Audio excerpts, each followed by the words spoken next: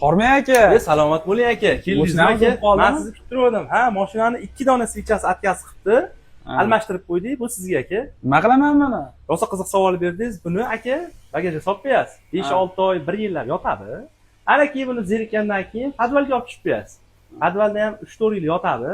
Ana keyin kinnoyim podvalda yig'ishtirib turganlarida topib oladilar bu svechani. De qaranglarda sizga indamay keyin musorga tashlab yuboraveradilar.